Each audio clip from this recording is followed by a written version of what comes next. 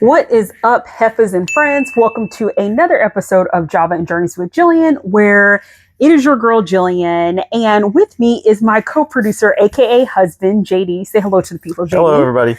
And y'all, if you are someone that has been a loyal follower, you know that my co-producer does not really like to be seen. But the reason why I call him my co-producer is because he is what I consider to be a Disney expert and even a little bit Universal. He is a theme park aficionado. If there's ever a question you have about a roller coaster or any kind of like theme park logistics, while you are always more than welcome to ask your girl is going to be bugging him. And oftentimes we're walking in the parks, especially at Disney, and those rare moments where we are actually able to get out to Universal, depending on their odd hours that they have. He will have no shame and no qualm on correcting me if I say something, even if it's something small that I think is innocuous and I'm not paying attention. You all know how I feel. I've always considered myself not necessarily purely a theme park blogger or content creator, but because of where we live in Orlando, Disney is practically in our backyard. We also don't live too far away from Universal Resort, which of course now is an all-encompassing of Universal and Epic Universe. So because we live so close, just the theme parks are a part of our lives. And JD is such a huge lover of the parks that I have just given him the title of co-producer because he will give me tips and advice. And honestly, it is what helps me to keep me on track sometimes when your girl has like lapse memory or can't remember the name of a ride, or even just has a question around the origins of something. JD, aka the co-producer, will oftentimes know the answer, or if not, he will find it out very quickly. So the reason why we are together with you is to talk about our experience at Epic Universe. So we were able to go as a part of the pass holder previews, which are currently going on. And then, of course, they're going to open up the theme parks to the general public at the end of May, right? The 22nd, I think, of May.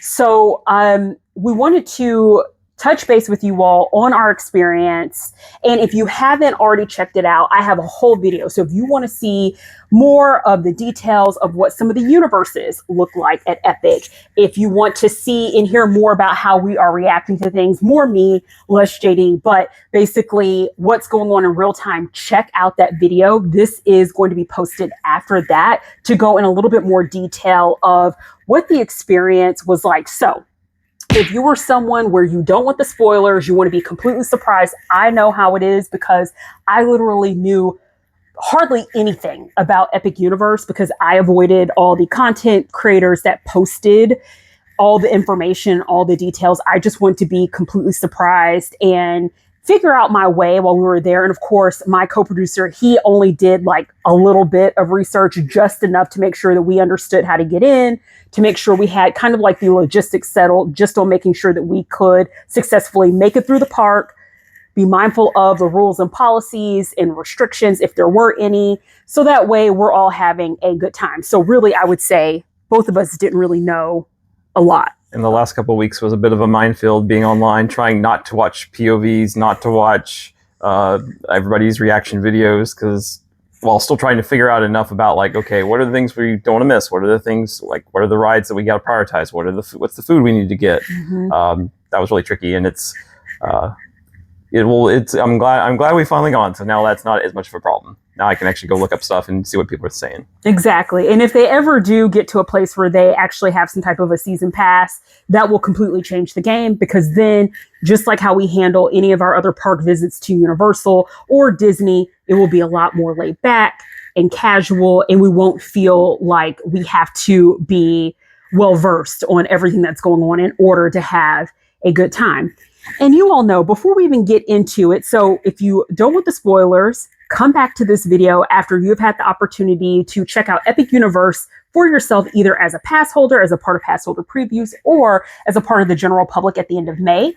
While we are transitioning, I'll tell you, because what is Java and Journeys without a little bit of Java? So your girl is actually sipping on some lavender coffee, which you probably saw this mentioned in one of my prior videos where I was on my adventure in Disney Springs. I have this lovely lavender coffee from Joffrey's. You know, my side boo, Joffrey. Sometimes he and I don't always see eye to eye, but with this coffee, we are just in lockstep in a great wonderful friendship. So I have my lavender coffee along with my Starbucks lavender coffee creamer, which is oat milk based. So check that out. It's in the stores. It's all over the place. It's a great springtime treat because y'all, I have to have this coffee to get through this conversation because reliving some of the trauma, and I say trauma as a joke, but some of the experiences we had at Epic Universe, I was like, we have to have a coffee because there's no way I'm going to be able to get through this conversation. So you've been warned.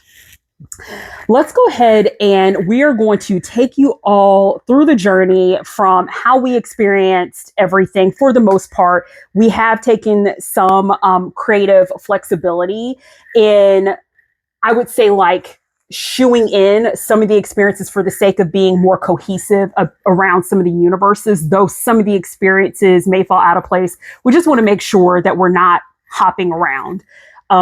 As we're having this conversation. So yeah, we're basically going to go, we're going to go area by area, even though in reality we did a lot of jumping around and we went to one area and then we went to another area and then we came back and then back and forth. But just for the sake of cohesion, we'll just go piece by piece around the whole park. Yeah. And so why not just start at the very beginning with the arrival? For us, granted, pass holder preview. So when they open up to the general public, this can be entirely different. The drive getting to Epic Universe was very easy. There were plenty of signs, and you will hear me mention this in my more detailed video. I was actually really impressed with the digital Universal Resort sign. Very pretty. It made you feel like you were going into a big experience, which, giving props to Universal, I'm happy that they have really stepped up their game in that regard. Because of course, with us living so close to Disney, you have like the big welcome to Walt Disney World signs. You know, when you're at Disney. Sometimes I think with Universal, because of just how it's designed, to me, personal opinion, anytime you're pulling up to Universal, obviously, you know, you're pulling up to the theme park. It just didn't feel as grand. But when you pull up to the main entrance of the resort, you feel like you're about to drive up into a really nice, grand experience. So to me, the drive up was easy, seamless. I didn't feel confused at any point in time getting to the main, I would say like parking, the main parking area. That was easy. I don't recall the prices in terms of valet versus. Do you recall the prices? I think it's pretty much the same as it is at if you're going to the main Universal parks. So. And because we're pass holders in the tier of the level of pass holder we are, we didn't have to pay for premium or premier parking, prime parking. We didn't have to pay for that, which was nice. And yeah, it was very easy to get to, very seamless. But just so you know, there is no covered parking structure. So with Universal, when you pull up, you're basically going into a multi-tiered parking garage, which is nice because it's covered. And with the Florida heat, you don't feel as if your car is being exposed all day, unless you're probably parked in like, do they have like a top? Because I've never. I think there's a top level. Okay. We've never, thankfully, we have never been in a position where we had to park at the top level. But because we're pass holders, we typically go in the evening.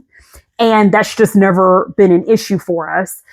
This is all out in the open. So make sure, like, biggest tip right off the bat, I would say when you are packing to go, whether it's Epic Universe, whether it's Disney, whether it's any theme park, especially in the summer, be mindful, put on your sunscreen, have your water. You can take any type of like tumbler inside the park with you. So that way you can refill your tumbler, your water bottle at the freestyle stations with water. That's free, and as well as the ice. So just make sure you're being mindful of that because you're exposed. So nothing is covered.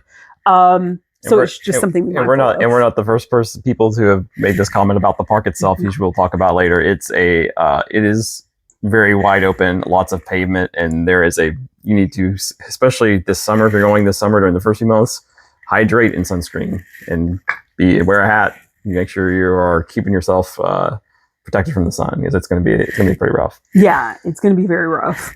But yeah, overall, I think just coming into the parking lot and everything, it kind of reminds me more of a Disney park, just kind of like the way things are laid out and kind of the way you come into it. So that's actually kind of interesting. And I guess one other thing too to call out about all of when we talk about dealing with like getting into the park or the crowds or anything, during the pass holder previews, there's not as many people being let into the park. So that's why I suspect it may be a little more chaotic. And we also, too, in fairness, we actually got there. So the park opened officially at 11 a.m. Eastern, at 11 a.m. Mm-hmm.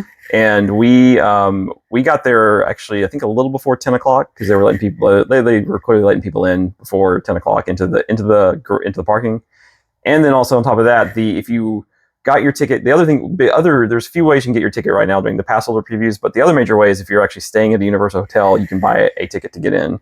And those folks actually got early entry. So they let everybody into the park before 11, but at 10 o'clock, if you're staying at a hotel, you actually get to go. There's Super Nintendo World and Stardust Racers are both open. So you can actually go to those things before the park opens. So we don't have that because just as a pass holder, you just get in at the normal opening time. But they did let us, we were able to get there. Since we got there so early, like it was just straight through the parking, no wait to park. We got a pretty close parking spot. Even within the prime parking, we were in one of the first rows. So we didn't walk too far to get to the front end. Yeah, I would say like right out of the area. So you had the prime parking, and then I would say maybe a block up from that, if that was the valet parking.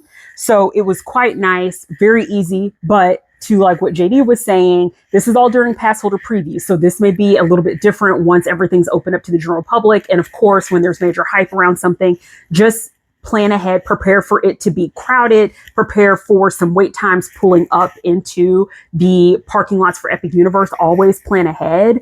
So we want to just emphasize that. We don't want to make it sound like it's so easy and super convenient, because we recognize that we are going there during preview time. The walk up to actually get into the park also flat, an easy walk. And unlike Disney, I would say the walk did not feel too long. Mind you, we're parked in Prime. If we were parked further back, maybe that would be a different story. But I will say nothing more aggravates me, and this is more relevant to Magic Kingdom than any of the other Disney parks.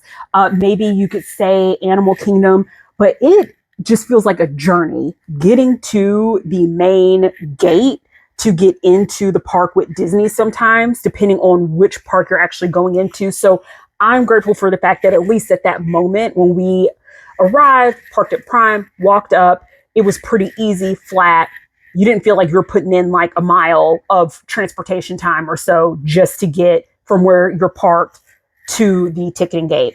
And also I would say for the ticketing, when you go through security, that was easy, didn't have any issues. And if you've been to Universal before, it's all pretty much the same.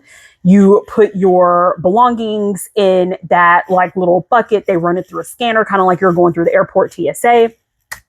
And then once you get up and you get to the main park where they validate your ticket, it's the same where they take a picture of you. Difference at Disney is that they use the fingerprint alongside your ticket, which we use our digital ticket on our phones. You can also use like your physical card. But with Universal, you don't necessarily, it's not a fingerprint. It's just them taking the picture of you via their camera. They validate your ticket because they scan it. And if everything matches, you go straight in. And one thing that is different, though, unlike at the other Universal parks where you go through security and then you have to walk through City Walk before you actually get to the entrance to the park. Good call out. You actually here, it's just straight up. There's also one thing I had a question about was like, is there anything before you get into the park? So like if I would get there early, I want to get a coffee or get a snack or something. Or, there's not really. I think there's like bathrooms and like, I think there's a guest services VIP kind of area, but like, it's pretty much like your intention when you get there is like you go straight to security, and immediately after security, you verify your ticket. And then when you get into the park, then there's stuff that you can there's amenities. Yeah. But yeah, don't expect to be like, well, we'll just show up early before we can get before we get into the park and get a coffee or something. But the good news is they're letting people in like pretty much when you get there. And they're giving people a lot of time in the park. I mean, if it's a not a very well kept secret that a lot of even the Disney parks and Universal, a lot of places will let you into the park, but then they won't let you do anything until like they officially open. So it's like that here. You can get in and there is at least I know there's one Starbucks you can get to, and you can get to the gift shops and things like that when you first get in. So. And y'all, I was in pain because, with the name of my channel being Java and Journeys, I, trying thinking, again, not knowing what to expect. I just made the assumption. I was like, oh, like Universal will have, I assumed a Starbucks, but I'm like, they'll probably have other types of coffee vendors. Like with Disney, they have Joffrey's coffee, right? And you'll see like different types of Joffrey coffee stands throughout the park. I assume Universal would have had something equivalent to that with Epic Universe. And those are just such great call outs because we certainly, if we've gotten to Universal early, even when we lived in Southern California, we get to Universal Hollywood early, you can go grab a coffee somewhere, right? And you can hang out. And I thought, oh, maybe there will be a place like that. And JD's absolutely right there. So just like be thoughtful. You won't be able to get access to a Starbucks if you need to grab a bottle of water, like from the gift shop, until after you're already through the ticketing, you're inside Epic Universe. And that whole area, is that all called Celestial Park? I think, yeah, even like the main, the first portal, I guess you could say, you walk through. Yeah, portal. Yeah, the first portal you walk through, you're transported, so to speak, into Celestial Park. And you'll notice that the whole theming in this area is around like the stars and galaxy. And it feels very much like Zodiac. If you're into stars and all of those signs and whatnot, it's giving that kind of vibe and energy, which is really cool at night, by the way. But it's a great thing to kind of see. But once again, have your sunscreen on because there's not a lot of shade. Have your shades. And I know we're going to sound like a broken record saying this, but truly, y'all, there's very little shade. Like as soon as you walk in and to the right and the left, you'll see that there are restrooms. You will see the entrances to the gift shops. Those areas are shaded, but that shade is very thin. You'll also see Starbucks. And there's just not a ton of space. So imagine that you're walking in first thing in the morning, everyone else is around, it's crowded. I would actually recommend that if you get there early to kind of save yourself from being outside, hang out in the gift shop. That's what I think is probably the best bet. If you want to stay out of the sun and not get in the way, that's what I would recommend. But it'll be interesting to see, though, is that when it comes, like, again, when the attendance gets to the actual attendance and your goal is to be, I need to be at the front of the holding area to get to be one of the first ones to get in line. Are you going to be okay with standing for 30 plus minutes in that unshaded area? Yeah. So that's why bring a hat, bring sunscreen, bring water, and just be ready for it. And there are some tables around the Starbucks cafe. I did see some people either like sitting on the concrete benches that were part of the planners or sitting at a cafe table, but there's not a lot of space. So just something to be mindful of, which is why I think like hanging out at the gift shop, but being cognizant of the time, to what JD was saying. What we ended up doing, because we did get there early, we walked around both the gift shops just so we could get an understanding of what merchandise was available, how we wanted to spend our coins. And by I'm talking more so me, my sister, JD is a lot more disciplined when it comes to merch. I see something that looks cute. Like there was this was a part, of course, of the Super Nintendo World Mario universe, but they had these headbands and Toad dressed up as a chef. And I wanted that. There were so many things that I wanted. And so it was really nice to be able to just get the opportunity to scope out and see, okay, here are the items I think I want to get. I'll come back to that later and have that quick glance at what was even available. With this being the first time that we were walking in Epic Universe, I was very curious about the merchandise. And I think on that point, something to be mindful of, the two main gift shops, at least right now at this time, toward the main entrance of Epic Universe, have very similar items. One gift shop is a little bit larger than the other, but there wasn't like a complete uniqueness in items. And I just say that to say, let's just say times of the essence and you're rushing through. If you go to the smaller gift shop, obviously you're not going to see as many goods like the Dark Universe merchandise or the Super Mario World merchandise. I think the smaller one had more How to Train Your Dragon merchandise than anything else. But if you're in a rush, I would say just be cognizant to maybe go into the larger gift shop if you want to see more options. But for us, because we're getting there so early, I just want to look around, see what was available. And then in my head, I had thought I would come back and just pick out something later. But there's not a huge variety in differences in the gift shop. And it's the one, if you're walking into the park, the one on the left is the one that's the bigger one. I think the only thing that was kind of unique on the one on the right was I think I saw some Christmas ornaments and stuff. That was the one thing that was in the right gift shop on the right. But generally speaking, the gift shop on the left is the main gift shop. And something that we'll probably mention later that I've heard some other people mention is that merchandise-wise, unlike a lot of places where there's a lot of the more specific merchandise is found in the park, in the lands, or near the attraction, or wherever the IP is located. Actually, you can find most of the merchandise that's offered in the park as of right now in the main gift shop. And a lot of what you see elsewhere is actually duplicated. It's like you'll see the same merch elsewhere. So it's not as important unless you're just like you want to find those couple of things that may be unique. For the most part, if you're just looking for some general merchandise, the main gift shop's good enough. But like, still, you should go check out the other, if that's what you're into, you should go check out the other shops. You'll also notice some of the statues, which again, very much like zodiac signs, very much like thinking about the universe. That's the whole theme. And it kind of gives me a little bit of like steampunk vibes as well. I am curious at how everything is going to age and look many years from now when Epic Universe loses some of its newness.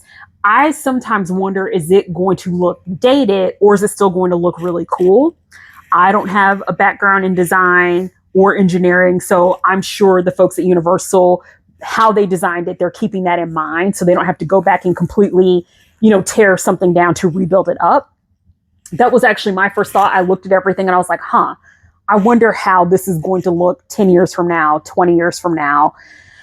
So that is a curious thought for me. But again, no shade. I think it'll be okay. I think I think it reminds me, again, it is a little bit of steampunk, like at Stardust Racers. I really, you didn't get to see this, but like the team members who work Stardust Racers, some of them have hats with these like pilot goggles on them that look very steampunk. But I think it's like, it almost has like a Jules Verne, parts of that has like a Jules Verne-esque kind of look, similar like maybe Disneyland Paris, kind of some of the stuff that they have done there. So I think it's got a little bit enough of a retro, like feel to it that it's not like, it doesn't feel like it's just this really, really modern thing that's going to age poorly in 10 years. I think it's going to be okay, but I don't know. We'll see. Designs change, trends change. Yeah, so. Trends change. And then in terms of Celestial Park, the whole intention behind it and how this thing was designed is that serves as like the center place. And then as you look around, you'll be able to see some of the, I would say like main entrances into the other worlds, depending on where you're standing within Celestial Park. This area is like at the very top of it, at the very end of it is the Grand Helios Hotel. Right. And so that's overlooking the entire park. You have right in front of the Grand Helios, and the name is escaping me, but there's the Pan Asian restaurant that hasn't opened yet. That one's not open yet. There is, I think Atlantis is the name of at the front of the park, there's the sit-down table service restaurant there. That is actually open, because I heard some people were going in there. And there's a couple other places. There is also in Celestial Park, you have it's Oak and Something Tavern, which is like a barbecue place. And then there's also Pizza Moon, which is the wood-fired pizza place. Yeah. So there's definitely several, because this is a big area, and it kind of serves as the way that like similar at Castle Park, where you have the hub, like the castle serves as the hub at like Magic Kingdom or Disneyland or any of the castle parks at Disney. This is like a hub. The one thing that is different though about Epic Universe is that when you go into a land, it doesn't connect to another land. You have to come back into Celestial Park. So that's interesting about Celestial Park. The walkways are very open. It's very spacious, and I think the intention is that they know people are going to be coming back into here and walking through here as they go from place to place. But the downside of that is it does feel very, especially with less people in the park, it feels very kind of a little, not deserted, but like very like unfilled. It feels like there's not a lot of activity going on. Even though there was like parts that have like, we saw live music during the day and things like that. But it's an interesting take on the center introductory connecting land like they do at theme parks. Yeah. And also there are places to sit around the fountain. It's like concrete mixed with grass. And so that way it doesn't feel as, I would say, doesn't feel as like less comforting if everything was all straight concrete, but still there's no shade. So you just have to be mindful of that. But for now, there are a lot of places where you can just kind of sit and relax, but you're going to be sitting in the sun. So just make sure to bring like a little umbrella or have a hat or something if you think you're going to be sitting around the fountain for a prolonged period of time. And there are two attractions, actually two rides in Celestial Park. One of them we didn't do because we just didn't. It was actually a pretty short wait most of the day for the Constellation Carousel, which it looks really cool for a carousel. And we saw it at night too, and it looked really nice. Yeah. Just didn't get a chance to do it. It was not the highest priority ride for us, but it had a short wait most of the day, so there's no reason we couldn't have tried to snuck in there at some point. But you got to make decisions. But yeah, that looks really cool. The big one that you didn't do that I did was Stardust Racers, which is their big dueling roller coaster. So there's been a lot of hype. I've heard from a lot of people that like, oh, it's better than Velocicoaster, which that's saying something because Velocicoaster is a really good roller coaster. Definitely one of my favorites from all the different roller coasters I've ridden, and definitely one of the best ones in Florida and Orlando. So big competition there, and I don't think it quite measures up to that. I know a lot of people love it. I only got to do one side of it, and I didn't get to do it at night, which I hear at night's amazing night ride. It looks like the train looks great. It's all lit up, sparkly at night. Looks really cool. But it's fun. It reminds me, it has Velocicoaster-like elements. It has a really intense launch. It has a top hat. It has a few different things. But overall, I don't think the ride is intense or is quite as thrilling as Velocicoaster is. And it's got a really good theme. Like, it's got a good vibe and a good soundtrack. It has an all-right soundtrack.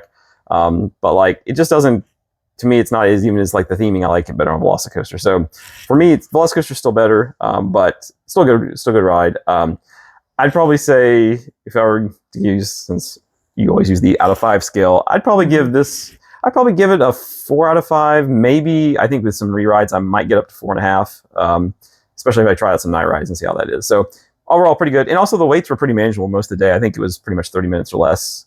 At times really short, like 15 minutes. So that was definitely one of the places you could go, I guess, because it has a fairly high capacity with having, it's 2 tracks. So they're running 2 stations with multiple trains on each station. So they're sending people out throughout pretty quickly on that one. But I think that wraps up at least our impression of Celestial Park. So let's go ahead and talk about one of the first universes that we transported to, and that is the Isle of Berk, aka How to Train Your Dragon universe. So we decided, because that was the closest universe to the entrance on the right side, that we would just go ahead and make our way there. Yeah, our initial intention was to go to Super Nintendo World, but because that's one of the areas open for early entry, all the rides in Super Nintendo World had huge waits when the park opened. So we just said, you know what? When everybody else zigs, let's go zag. Yeah. So we went to Isle of Berk, since that's one place we knew that everybody had an equal shot to get to first. And I think that's a good note with JD talking about the wait times. Get the app. Those of you all that know, but if you are a first-time visitor to Universal period, but especially going into Epic Universe, you must get the app. The app is your friend. The app is what's going to tell you not only the wait times, but it's how you're going to be able to order food. And I think really be able to maximize your time. And again, my co-producer is really good at navigating theme parks. Your girl is not. I just show up to the party and I try to figure out my way. There's a few of the quick service like stands that you can just go walk up to, but most of the big ones that you want to do require mobile ordering right now. Yeah. I think there's a way you can, if you can't mobile order, they might be able to help you out, but it's like a real pain. So it's much easier if you have your phone. So which also means if you're gonna be there a whole day, bring an extra spare battery to make sure you can keep your phone charged so that you don't say, I want something to eat right before park close and like my phone's dead so I can't order food. So have you all been keeping track? I hope you have your notepad and your pen, or you have your notes app out on your phone. So what have we talked about? Let's make sure before we get into the Isle of Berk in more detail, what have we talked about? So stay hydrated, bring a water bottle, bring a thermos, bring a tumbler, whatever you can that will hold liquid. Why? Because the freestyle machines allow you to get water and ice. So be smart. Don't play games in these streets and then you're sitting around passed out at Celestial Park because you didn't hydrate. So what do we talk about? Hydration, bring that water bottle, bring a hat, something that will protect your face and give you a little bit of shade, sunscreen up. And this last pro tip, bring a battery pack, something where you can charge your device, because y'all, when we walked into the Isle of Berk, I was blown away. I was absolutely blown away. And you are going to want to take pictures of everything. You are going to want to film things, whether it's because you have your own social media channel, maybe it's for yourself, so you can go back and rewatch something or show your friends and family. It doesn't matter. You're going to want to take a lot of footage just to remember how beautiful and breathtaking everything is. So bring that battery pack. But to come full circle, when we walked in, I was shooketh. I said this in my video. I think I was in so much shock because in my head, and that's not to say I had low expectations for Universal. I just didn't know what to expect, y'all. I'm just going to be real. I wasn't sure. And I thought with this concept, because I didn't see the model of Epic Universe, I had an idea based on a couple of photos that I happened to see online, like what it could look like. But you all know, like different companies and corporations or whatever, if they have a product or they are trying to produce an experience, anyone can come with concept art. And sometimes when you look at that concept art and then what the reality is, it can be a far cry. So I don't ever really take that stuff for face value. I'm just the kind of person where I'm like, we'll see what it's like when we get there. I was so shocked. If I was someone who got really, really, really emotional around theme parks, I probably would have cried. I just didn't expect for the Alaberk, aka How to Train Your Dragon universe, I did not expect for it to look the way that it looked. What was your first impression of it? I had heard I heard some things that one was a bit of a surprise area, but yeah, definitely was very yeah, it looked great. It looked like it just looked like a. I think that's in general what the one common theme about Epic Universe is they did spend time theming stuff, and so definitely it felt like you were kind of stepping into a themed land. It did not feel like. If you've been to the Universal Studios, for instance, the main Florida park, there's some very questionable theming there where it's like, oh, you're now in San Francisco, and oh, here's the Fast and the Furious gang because that's associated with San Francisco, right? Yeah, they were able to actually think things through with this one. And yeah, did we know that we were going to do the Hiccups wing gliders? Yeah, I took us there first because I figured I think I saw that like that one sometimes got a little bit of a line. It's actually, but it's not as bad as I thought. But fortunately for us, even though the ride was a little delayed, it took them a couple minutes to get it up and running. They had it pretty much up and running before even 11 o'clock, I think. I want you all to keep mind of that. So when we first got to the ride area, there was a line.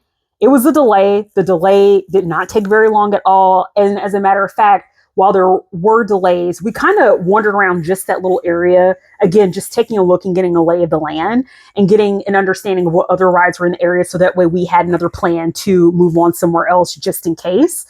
But the delay was pretty fast. So I'm thankful that we didn't just like walk off somewhere immediately and write it off, because that was the first ride that we got on and it was pretty seamless. Like, how long do you think we were waiting in the queue?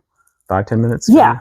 If that, it was really easy. They had lockers that had actually face recognition. But yeah, at the other Universal parks, you have to scan a barcode either on your ticket or whatever you've got, or you have to get a ticket from a barcode ticket from one of the employees. Mm-hmm. This one is just use facial recognition. And one thing I will say about, there's not as many lockers at this park as some of the other ones. And the lockers they have, if you ever use the lockers at the Universal Park, you know they're pretty small. These are actually decent sized lockers. So you don't have to, like, one of the things is we never have bought a popcorn bucket at Universal because you can't put a popcorn bucket in any of the lockers at the other Universal parks. You could actually put a popcorn bucket in the lockers for the rides here. So maybe I'll actually, once they allow annual pass holders to go into Epic Universe, maybe I'll have to get a popcorn bucket so I can refill that. Yeah. And it was easy. We didn't have any technical issues. At least that was our experience. I don't know if anyone out there who's already been to Epic Universe had any kind of weird technical shenanigans happen with the facial recognition. I initially was curious if that would be smooth and seamless. I would say the only thing to me that felt cumbersome, because to like what JD was saying, there isn't a lot of lockers in that area. I'm like, this can get very congested very quickly, but it's kind of amazing to me how when you walk in, everyone's kind of crowded trying to get in their locker, but people are moving fast. So just be mindful of that. We were able to put our stuff up in a locker, and into what JD was saying in regards to space, like my sister had a backpack. I had a very small backpack. She had like almost a regular size backpack, and we were able to fit both those items in one locker. And then we made our way. I'll say for what it's worth, keep in mind too that this is all, a lot of people there are pass holders, so they're used to working with the locker systems. I will say, good point. When I've been to Universal many times where there's been a family who is very new to this locker system, and I think actually just the other day I went and I forgot what I was getting ready to put my stuff in, or to get my stuff out of a locker from Men in Black. And this family in front of me, like literally, I think I stood there for like 3 or 4 minutes because they were just like they were all together blocking the entire bay of lockers. And unfortunately, I had to get to my particular bay to get to my stuff. I wasn't dropping my stuff off. So, but like I see that a lot where it's like people are just not used to this. They're not thinking about what's going on. They're just trying to figure out how to get their stuff in the locker, and it kind of slows everything down. So I'm sure that also, beyond just having a lower crowd, it's a crowd that's used to dealing with this. So yeah, that's a good call. So try to breathe, y'all. Be patient. And if you're someone that gets intimidated or you are not clear how to use the locker, please grab a team member to help you out. Don't do what JD just said, which is like just stand there and take up space, because then you're going to end up getting other people frustrated. We don't want any fights to happen. We don't want you to be in a position where you could get kicked out or banned. It's too early for all that. Epic Universe is not even open up to the public. So just make sure to step aside if you feel confused, if something's not working right. And one of the team members will be more than happy to assist you. As a matter of fact, the team members were lovely, and bless them. Because you'll see, like, when we go through talking about the full experience, how it was, to me, of the team members we experienced, were super composed, super friendly, super nice, very solutions oriented. So they're there to help assist. That is their job. Very happy to be there. They're excited too. So that was really awesome to see. Exactly. So just lean on them, ask them for help. There's nothing wrong with asking for help. So we were able to get on the ride. My impression of Wing Gliders itself, it's a cute ride. I had a lot of fun. It reminded me a little bit of Hagrid's. If any of you have ever been to Hagrid's over at Universal, it is, and I think it's more specifically Islands of Adventure, right? Yes, at Islands, yep. Yeah, look at me. See, I'm picking up a few things. I'm getting my location together. It reminds me of that. Maybe not as much detail in terms of the ride vehicle itself, because you're basically getting on a roller coaster, so it's very standard in that. I thought it was a lot of fun. I smiled the whole time I was on there, and for someone that is prone to motion sickness, it was the perfect level of intensity for me. Yep, I think Hagrid's Light is the way to put it. Yeah. It's not quite as themed, not quite as intense. But the little scenes, there's basically the 2 launches on the ride are what's got the most theming on it, and like the animatronics and different things happening. And those were both well done. And then otherwise, you're just kind of going through the land.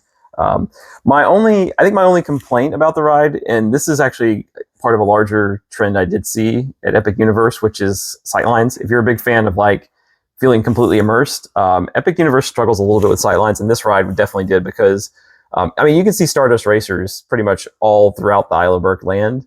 And while you're on this ride, you can definitely see some background show buildings and things that you're not supposed to see, but you can see them just because of that. I know one of the issues is, of course, they've just planted all the trees, so the trees haven't grown back yet. So it may be a few years before a lot of that stuff gets covered up, but for now, it's all going to kind of just stand out there. So that's probably my only complaint about it. Otherwise, I think it's perfectly good for what it's trying to be, which is a nice little family ride. It's definitely themed more than your typical family ride at an amusement park, for sure. Yeah. So what would you rate that one as, like, the roller coaster enthusiasts out of 5? I would give it a 3.5 out of 5, just because knowing what it's trying to do and trying what to be, I think it's really good at that. But it's certainly, if you're going to compare it to Hagrid's, Hagrid's is like another level beyond that. But it's still good for what it is. Yeah, I would give it a 4 as someone who likes a roller coaster that doesn't have high volumes of intensity, but that's still fun and doesn't make you feel like you're on a kiddie coaster or anything like that. So for me, I would probably give it a 4. And it helps that even though technically, I guess that is the headlining ride of the area, and that's one of the things that makes Isle of Berk pretty good in terms of for the initial going of this park, is that is actually like the most complete land in terms of lots of stuff to do. There's multiple rides, there's a show, there's meet and greets, there's food. It feels like the most fully fleshed out area so far. And so with that, Hiccup's Wing Gliders doesn't have to be the whole thing carrying the entire land. Unlike, that's a good point. As we'll talk about with Harry Potter, there's a lot of heavy lifting being done by one attraction there. Yeah. So that's good. Yeah. And so we didn't. And speaking of the other 2 rides, we did not do the other 2 rides for different reasons. One of them is Fire Battle, which is it's a what's called a splash battle, which actually it's something I've seen in other parks before. I've never been on one before, but also we just didn't want to get soaking wet, and that ride has soaking wet potential. So the other ride is Dragon Racers Rally, which I've actually been on this ride before. It's not a unique ride. There's actually quite a few parks around the world that has it. It's not super common, but they do exist. The one I went on actually is at Mall of America up in Minnesota. They have one that's actually themed to the Teenage Mutant Ninja Turtles. But basically, the way this ride works is that you're all in this like seat, and this seat is part of like this, like kind of like this, and then it rotates around in the air. But what makes the ride unique is that you can actually, your individual seat, you can actually rotate it to kind of like you're flying, and then you can actually flip it upside down and try to rotate yourself. I've been on it before. I think it's fun, but I know for you, it was more of a, nope, my motion sickness will not let me do this. So we decided not to prioritize that one because actually, surprisingly, it's one of the only rides there that do not support Express. So it actually is something that normally I would say you need to prioritize to do earlier, but actually, surprisingly, it didn't have too long of a wait most of the day. So I was kind of surprised. I don't think it was like, maybe like it kind of went from like 15 to 45 minutes most of the day. So not too bad considering. I figured that was one of the ones that was going to have like hour plus waits all day when the park opens for real. So but anyways, we decided not to do that just because not a priority for me and not a priority for you. So. Yeah. So that brings us to the next attraction that we went to within the Isle of Berk, which was the Untrainable Dragon Show. JD was keeping track of the show times. We didn't have to wait very long for that. I thought the theater itself was a nice place to cool off, very beautiful, a lot of space. So it will have a good amount of capacity in there. And they were running the show like almost every hour for most of the day. So this is not like you only have like a couple times to see it. They run it pretty consistently. Right. Animatronics, the puppetry for the dragon stuff, all that stuff looks great. They look great. And actually, I really liked even some of they did some interesting things with animation in the background. Yes. It was actually pretty cool. That was cool. So yeah, from a technical perspective and from an artistry of like puppetry kind of and animatronic perspective, that was all pretty good. It just as a show itself, it's kind of like, it's good. So I mean, it's kind of thing I would probably go watch it again, but it wouldn't be like, next visit, it's not going to be a top priority. I don't have to go see it again, but if I happen to go over there and check it out, I might. And also, if we just need to get out of the sun and have like a place where we're still entertained while being able to rest, we'll definitely do it. But definitely one of those things that is a fun little show for all. And keep in mind that if you want to meet Toothless, there are several like meet and greet kind of opportunities in that area, meeting Toothless is right outside the theater. So maybe make sure if you watch, like 30 to 45 minutes after the show times start, don't go over there to try to meet Toothless because the line will get really crazy because everybody coming out of the show will be like, oh, no, let's meet Toothless. Yeah. So, but yeah, as far as the show itself, though, I think if I were to rate it, I think I'd probably also give that a 3.5 out of 5. It's definitely, agree. Something you should, I would say definitely recommend everybody should do it at least once. At least once. But it's not the kind of thing that I necessarily, it's not, if you're thinking about on the pantheon of Universal shows, it's not Waterworld, where it's like, well, I'm going to always go see Waterworld every time I go to Universal, And that's like, it's an all subject, right, to opinion, because some of you might be like, I don't really care for Waterworld. And if you have kids that are obsessed with How to Train Your Dragon, your kids are going to absolutely be blown away by the show because, like, again, the technical nature of it, I was just like, again, it's one of those like hand claps for me for Universal giving us something that's fun. And we've talked about the Isle of Berk / How to Train Your Dragon. So from there, we're going to talk about Super Mario Land because that's pretty much the next big universe. So we basically, the first thing we did was after like the awe of it, went over to Toadstool's Cafe. And we basically did that because in terms of the three of us, my sister was most interested in that one out of all the cafes. And considering how the experience of the day was going, we're like, let's just go over there because they should hopefully have plenty of seating. But then again, we weren't really sure what to expect. So pleasantly surprised when we walked in, there were no issues getting a seat. Again, this is the pass holder preview. So I imagine that to start, Toadstool's Cafe is probably going to be a little bit of a madhouse, but there is a lot of seats, a lot of capacity within the cafe. And they weren't serving everything that was on the menu. That's something else to be mindful of. And the good news is that you didn't have to like find a seat. They actually, you just got in a line and they would get you a seat. And then the way they're doing it right now, at least, is that once you're seated, you can go on the app, you order, and then when you place your order, you scan a barcode on or QR code, I think, on your table. Yeah. That tells you what table you're at, and then they'll just bring it straight to your table. And once again, this is why, like, I would highly advise making sure you have that battery pack and making sure you are cognizant of how to utilize the app, so that way it doesn't become cumbersome or frustrating. Because if you don't have your phone, if you don't have enough battery on it, it's probably going to be a very frustrating time for you at Universal, because that's going to be your way of ordering food at a lot of the quick service and sit down restaurants. But needless to say, the menu was very self-explanatory. We ended up going with the chicken sandwich, Luigi chicken sandwich. They call it the Luigi burger, but it's a chicken sandwich. Yeah. The caprese. My sister ordered the kids cheeseburger, and we got the garlic knots. I think those were all the things that we ordered. And the food was okay. I honestly, to keep it real, keep it 100, I don't recommend Toadstool's Cafe at all. That when you actually got into the food, I thought the food wasn't quite that bad. I thought parts of it were fine, but like it definitely was like not.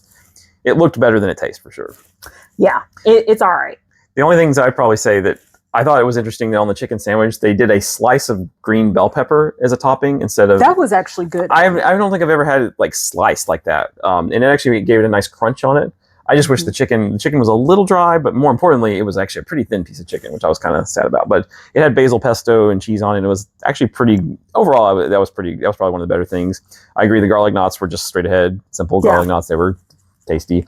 I know that the burger was a little, I think maybe just didn't, and maybe because it was the kids' burger, didn't have anything really much, but just meat and cheese on it. So I really could have used, like, I know the main Mario burger has like bacon and mushrooms on it. So maybe that's better when you add some more toppings on there. I think to that point, to be fair, with it being like, at least for my sister's, like the kids portion, I do think that if you have a kid, then it actually, you get a good variety because you get the cheeseburger, fries, and then it comes with vegetables. So on her plate, there was some broccoli and like corn on cob. And, you know, kids are picky eaters, right? So kids may love it and think that it's fabulous because you have the Mario elements and you get this little like white chocolate coin box, which was really cute. But to me, I was just like, oh my gosh, can we get just a little bit of salt and pepper? And to me, the corn cob was overboiled, overcooked. The broccoli was fine. The broccoli was perfectly cooked. But again, like, to be fair, it's for kids. It's not meant for adults, that particular meal. So, of course, they're not going to have a bunch of seasoning on it for picky eaters. But we didn't go to the Toadstool Cafe for broccoli. We did not go there for broccoli. And I actually did not know until they brought plate. I was like, oh, look at that. Like, they put some veggies on it, which makes all the sense in the world. The caprese was, like I said, it was good, but it's just basic, right? Basic caprese. And I think of all the things we had, the garlic knots were solid. And the chicken sandwich, had it had a bit more sauce or something on it, then I think that would have been a home run. I was really interested in trying the Bowser's, the meatball, the fireball. But we'd seen before we got there. I'd seen some reviews saying that the meatball was a little dry, didn't know anything and I'm about like, it. that's a 1 pound meatball. I want the meatball to be good for. And it was like $22, I think. So that gave me some pause because I was like, I don't want to spend. But that's not that much more than the sandwiches were like $18.99. Oh, that's true. That's true. But I was just too nervous, and like it's like a 1 pound meatball, and I was like, I don't want this to be bad. And we're stuck with this gigantic meatball. So he had told me this again. I didn't know anything about what to expect. Yeah, if we go back to Toadstool, which is not going to be our priority, but maybe we'll try it then. But yeah, I'm going to be real with you all, unless I'm very hungry and every other place at Epic Universe has like extremely long waits, I do not plan on going back to Toadstool's Cafe. So we have Toadstool's Cafe. Within the Mario universe, we also did Yoshi's Island. Or Yoshi's Adventure. Very cute, but it is very much a ride that is meant for small children. You get a great POV of the park. So I would say do it if you just want to chill, if you just want to take like a really great look at Mario Universe and you want to get some good photos. It's great for that. It's especially great if you have toddlers and small kids. Outside of that, it's something you can skip altogether. I wouldn't prioritize it. I would not wait very long for it. It was like a 5-minute wait for us. So that wasn't too bad. And my hopes got up a little bit because as soon as you walk into the queue, you start hearing, if you're a fan of the Yoshi's Island games, like you hear the Yoshi's Island music, and I was like, oh, okay, maybe this will be good. And then you just ride it. You're like, this is just really, really slow and doesn't really do much. So it's really short too. It's a really short ride. So. Very short. So yeah, for me, I think I would, if I were rating it out of 5, I'd probably give it a 1.5, which is pretty. Oh, you want to do Yoshi like that? I would give it like a 2, but I would just say we're not the audience for that ride. Yeah. That's just straight up. We're not the audience for it. I would give it a 2, but that's because it's very straightforward. There's nothing. I have nothing wrong against those. The other thing against those rides, I mean, I love the People Mover over at Disney World. That's true. But like that one, it just doesn't feel like it's. I don't know. It just doesn't. Like there's a whole little mini game thing where you're supposed to find these eggs, and it's the same thing every time. It's like the same 3 eggs on the ride, and there's no real game to it. So that's why it kind of feels like a Fisher Price ride. Yeah, it feels like no game. It feels like it's a thing that very young children can do that keeps them engaged. Where for adults, it's just kind of like, why would I even hit this button? Yeah, why do I care? I was confused. I am confusion. That was my feeling, because I was like, okay, so you see it, and at first, because we like the little, like any ride elements that has a gaming component to it, then it's fun, right? And so I'm like, okay, we're supposed to get the egg. Let's see who can get it first. But honestly, it's not nothing. Even that. Like you're not competing. It's nothing. It is nothing. It's an interactive thing for kids. For your kids, for toddlers specifically. Yeah. So that's pretty much what we did within the Mario Land area. Yeah. Eventually, we did make our way. I was gonna say we did not do Mario Kart because of time. No, we didn't do Mario Kart. Which also, though, I've seen POVs of that, and I've heard not everybody. Some people have enjoyed it, but some people felt it's pretty underwhelming, and they don't like the AR that they use. I know nothing about it, so we'll do it again sometime. But not in any. That was not a high priority for us as much as we like Mario stuff. And I just heard that it's not the best ride. Oh, okay, so. I don't really know anything about it, so I'm looking forward to being able to see what that ride is all about. We were able to go back into Donkey Kong Country, and I will say the name of the ride there, Minecart Madness. Minecart Madness, which did have issues throughout the day of being delayed. Right? Mm-hmm. It was down for a lot of the day. Yeah. And then when it came back up, it had a huge wait. It's already one that has very low capacity, so it's always going to be one. It's also one of the 3 rides that does not have Express on it, and that's why, because it's going to be a very low capacity ride. And when we got there, it said it was a 45-minute wait. Amazingly, we only waited about 15 minutes. Yeah, it was not bad at all. We got lucky on that one. I will say that there is a single rider line, but and I heard some reports that if it's short, then it can be, especially if the standby line is really long, you can save some time with that. But in our case, we were like just blazing by the single rider line. Yep. The single rider line was not moving. Each vehicle is 4, so it's possible that like it's a group of 3, but like that's what you really need in order. Otherwise, if it's 2 groups of 2, or it's groups of like, it needs to be like groups of 3 or like a group of 5, and then it can't find it. Like it has to be some weird odd number. Yeah. So what you can do if you're trying to figure out, should I get in the single rider line? If you get in it, when you get inside the queue, Cranky Kong's in there telling you about what you're trying to do. You'll see it either if in your single rider or standby. But if you're in single rider, if you turn the corner and then you see a whole bunch of people when you turn the corner, just go back and do the standby, unless the standby is like 90 minutes or something. Yeah. But like otherwise, you need to be able to walk after you turn the corner. You need to walk for a bit to get close to the station, because it's just a straight shot to the station. And if it's pretty far back and you can see a whole bunch of people, then you're going to be waiting for a long time on single rider. Yeah. And I would just go standby at that point. Yeah, 100%. And there wasn't really anything interesting in the queue at all. That's the one thing everybody gets to see it, no matter what line you're in, you get to see that. So there's nothing really special about the queue. No, that's probably the most interesting part, is that you see this animatronic, which is the animatronic itself is good. It's just the voice. I was like, eh.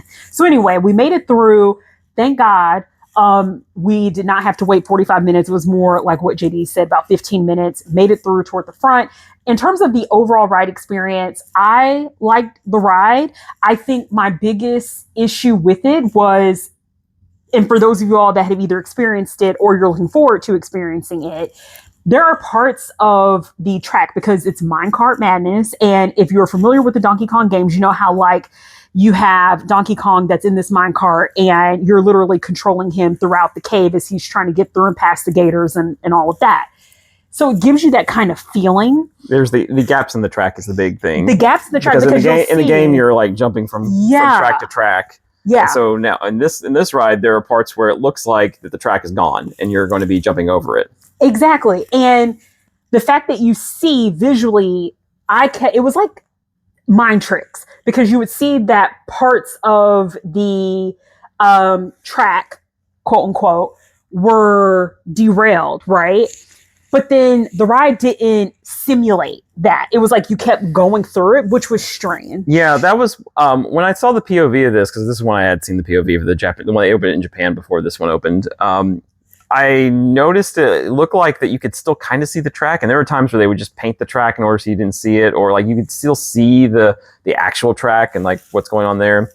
But the real issue I didn't realize until I actually wrote it was that it doesn't like whenever you're leaping from track to track, they may play music and make it try to seem like you are, but like it doesn't feel like you are. Because like if you were in an actual minecart, you would feel like the floatiness of like airtime. Like you would feel like, oh my goodness, we're in the air, but like it doesn't feel like you actually are on the minecart. So it was kind of weird to see that the track wasn't there, but also not feel like it was still there and you were still rolling on it. So to me, that effect doesn't really work. So overall, I wasn't a huge fan of this. I will say though that the one thing I actually read somebody online, and I think this was actually, it made me appreciate it a little bit more, is that if you think of it less of a coaster and more of a dark ride, then I think it actually kind of works a little bit better. If you think of it more of like, oh, it's more about just like the storytelling and the visuals and not so much about like simulating the feel. That's what I got really caught up in, the story and the music of it. And so it's one of those other ones similar to the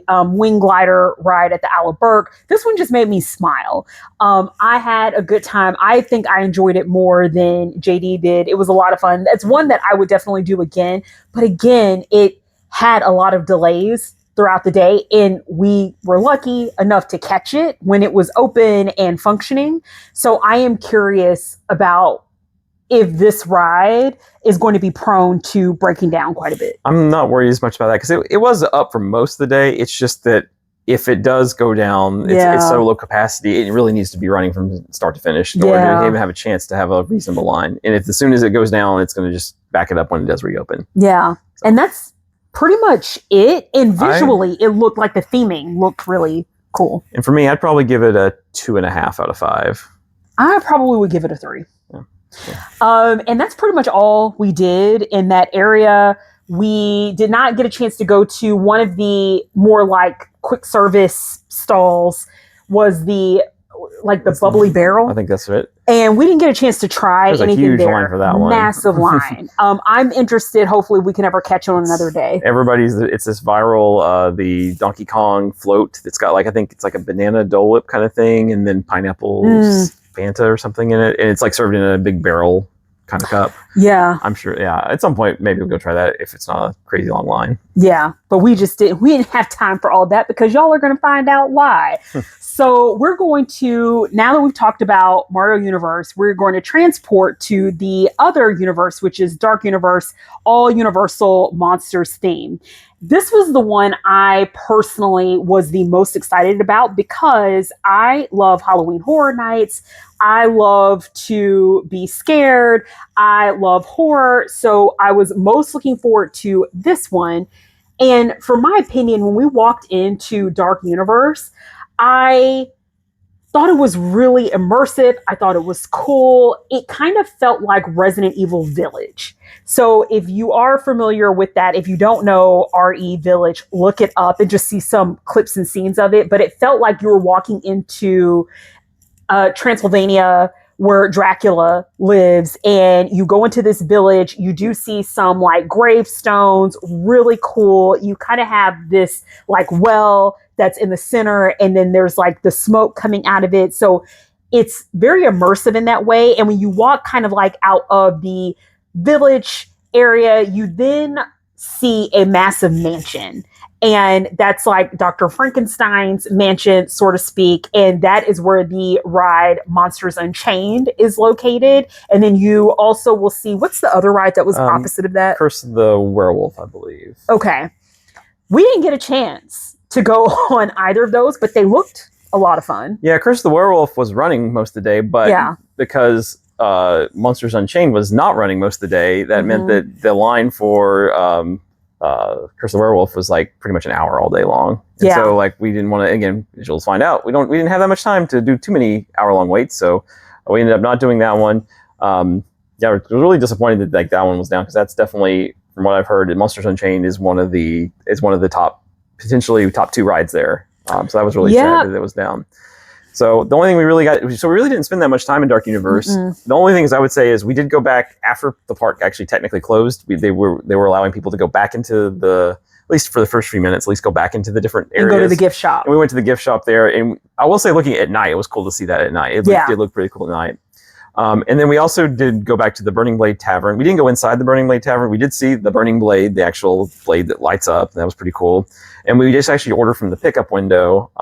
And there we had, so I personally would not give a rating for the Burning Blade Tavern itself because we didn't go in. Right. But for the food we got, I will say that probably one of the highlights of my day was the beer that I got there, which was the Reaper's Reserve, which is actually, I was looking up, I didn't know much about it when I got it, but like now I was looking it up. Crooked Can, a local brewery, makes it exclusively for Universal. I didn't know that. Yep. And it's a brown ale with clove, nutmeg, and cinnamon, and that was delicious. That was actually one of the best. That was one of the best beers I've had in a while. And I'm not a huge beer drinker, and I took a couple of sips of his beer, and I thought it was very tasty. Yeah, it did not. I drank it pretty fast because it was so good. So that's actually, I will give a 5 out of 5 to that beer. That was delicious. Yeah. And then we also got like the Hunter's Garlic Steak, which is this big pretzel in the shape of a steak with lots of garlic and lots of and served with a garlic sauce that reminiscent of the Papa John's garlic sauce, but much better. Yeah, like better quality. Better quality. That was pretty good. It was a solid pretzel. I would get that again if I was in the mood for a pretzel. I would say my biggest complaint about it, flavorful, it was cooked all the way, had nice color to it, and actually looked like a steak. So it looked like what was pictured.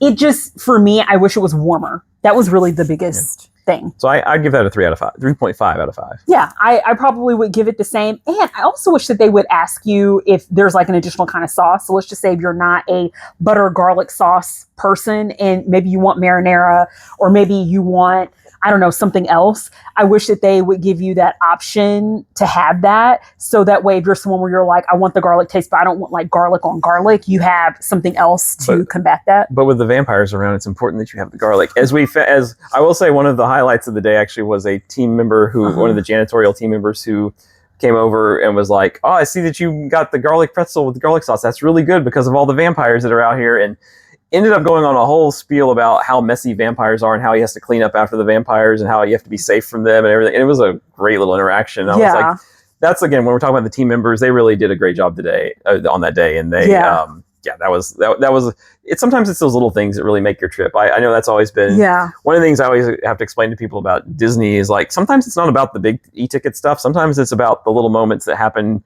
randomly with cast members at Disney or team members Universal where like they just do something that's like, not scripted or just like, so something like that. It makes a big difference. It's surprising how big of a difference because those are the things sometimes you remember more than even, going on rides and things like that. And he was super kind because I was recording, I think, us getting the steak and he didn't realize, like, I didn't have the camera on him. I had it on me and like the food. And he was just like standing in one place. And so when I stopped recording, I was like, oh, you're fine. You could totally, like, walk around or whatever. He was like, oh, I didn't want to, be disruptive. And that was super kind because for me, like, I'm not trying to get in the way of anyone doing their job. And I will gladly, like, when I'm filming something, I try to make sure I'm in a position where I'm not getting in the way.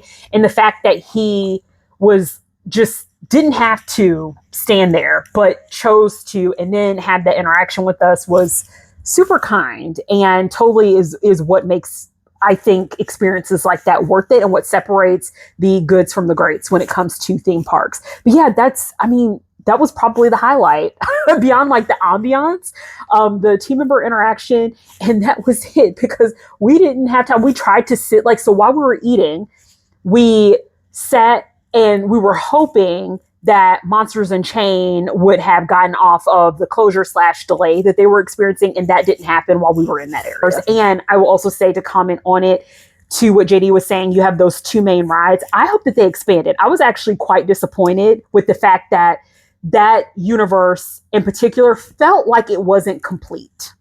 I've heard of, I don't know if this is people just wishful thinking or if there actually was rumors that they were going to do this. There were talks that there was going to be a boat ride based around Creature from the Black Lagoon. Oh, that would be awesome. I don't know if that's just like people, I just know that's people just wishful thinking or because I think there were a few people who were kind of like, because Curse of the Werewolf, even though we didn't do that, I've heard is, it's definitely the small attraction that goes in that area, even though it's not particularly an intense roller coaster. I guess for what it's worth, that's what it is. It's a roller coaster that spins, but it's like not particularly intense. But like it's also, I think it's got some theming in like the queue and stuff. But like once you're on the ride, there's not a ton of theming, from what I understand. So yeah, it's definitely the supporting attraction in the area. But yeah, as long as I'd probably be okay with the area if everything was working. So that's the theme of the day. Which, speaking of things not working, let's go ahead and get into the pièce de résistance. Did I say that right? Pièce de résistance. Yeah. Yes. I should get my French up to par because the whole Harry Potter universe, most of the theme is like you're set in 1920s Paris. But let's talk about Harry Potter universe, which an afterthought for me, and especially when JD and I were talking about like our overall experience, I don't even think it's not really Harry Potter universe in the way that you think about Harry Potter in the books. It's more so based around Fantastic Beasts, which I have not seen any of the movies. I have not read the Fantastic Beasts books. I believe they're books. I know nothing about Fantastic Beasts. The only thing I think I do know, and you all correct me if I'm wrong, is that it's supposed to be based off of a young Dumbledore. So I am just so unfamiliar. So in my head, when I walked in, I was like, oh, this is supposed to be like a Harry Potter part 2, sort of speak. So building off of basically Universal Orlando's Harry Potter universe, which to me is more symbolic, emblematic of the Harry Potter books.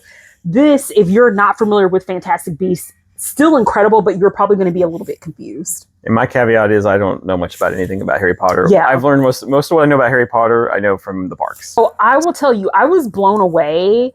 You will hear me joke about this when I am at Epcot and I'm talking about like the France Pavilion, where I'm like, oh, this is probably the closest to France I'm going to get in this economy. But I truly was like, I felt like I was in 1920s Paris. It was so cool. I just really had no words. Like, it was absolutely beautiful.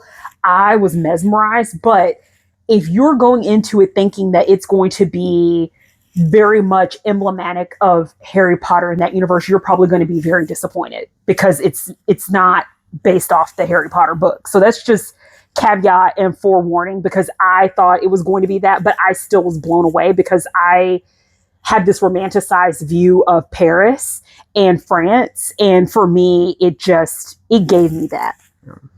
And unfortunately, this is the area where we get to talk a lot about what we just didn't do, because we didn't do any of the dining there outside of, we did get a butterbeer, which is the same butterbeer you can get at Universal, which is good.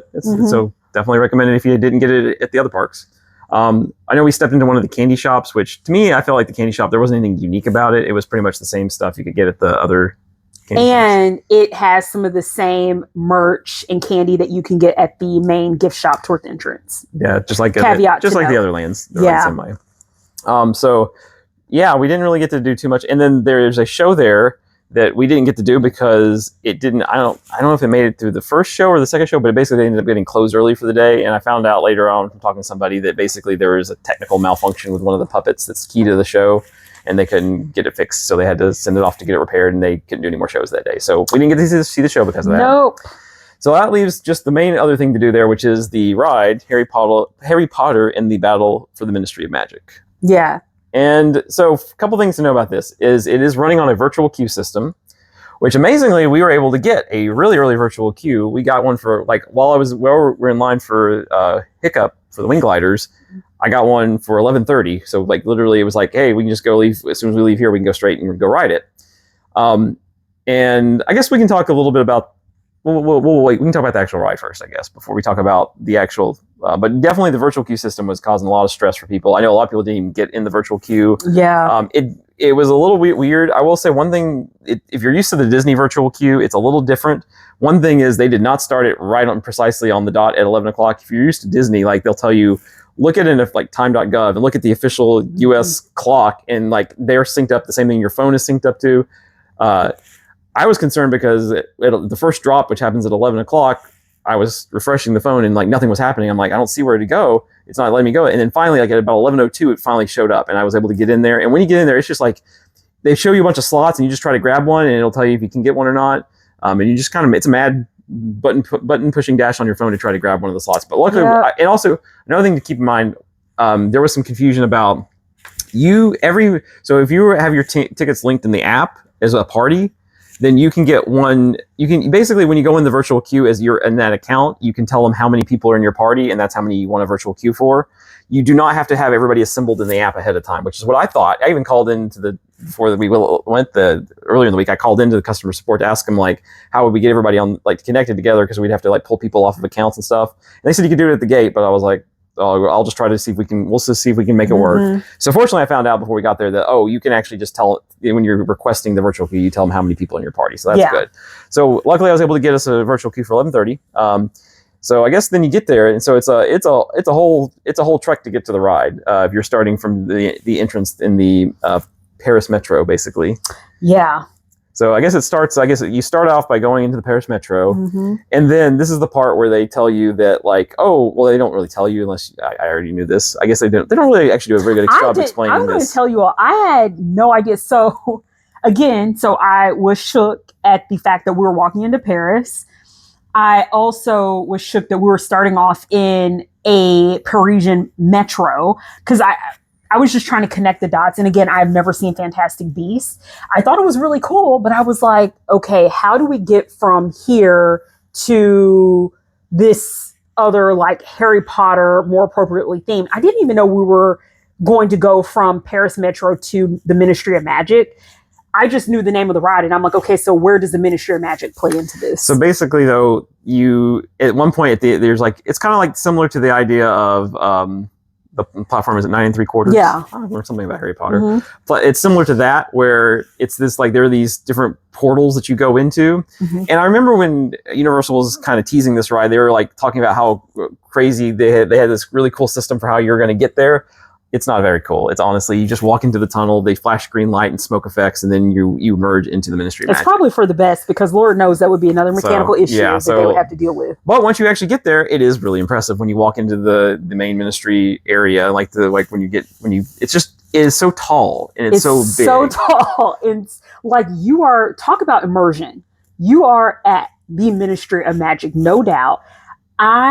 My breath, so kind of similar to my reaction when we walked into the Isle of Berg, except this is like maybe times 10. I was just like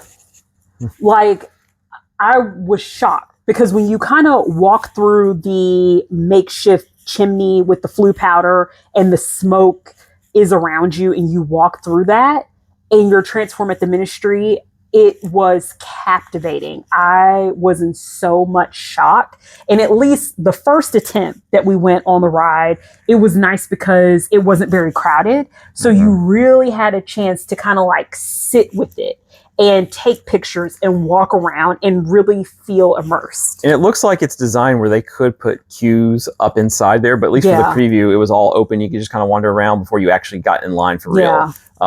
There are definitely queues before you even get to that point, though, because there definitely had a lot of queue space out there. This ride has a lot of queue space. I'm sure they're expecting this to be maybe you come to Epic Universe for one day and you're going to spend half your day trying to ride it. Not that that's something that happened to us.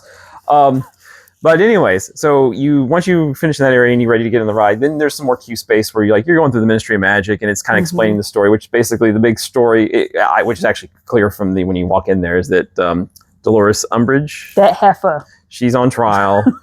And apparently, again, this is me not knowing anything about Harry Potter. I did look up later on that the point of it is that, like, in the books, the trial does not happen in the books. You don't know what happens to her. And so this is like the ultimate, like, finally, we're going to get her on trial and we're finally going to get her. And by the way, he does not know how evil Dolores Umbridge is. So what was funny was we were in the line and there was someone behind us and they were saying, there may be a lot of things that Harry Potter fans disagree on, but what we can all agree on is that Dolores Umbridge is a horrible human, fictional character that is, but just like an evil, evil, evil witch.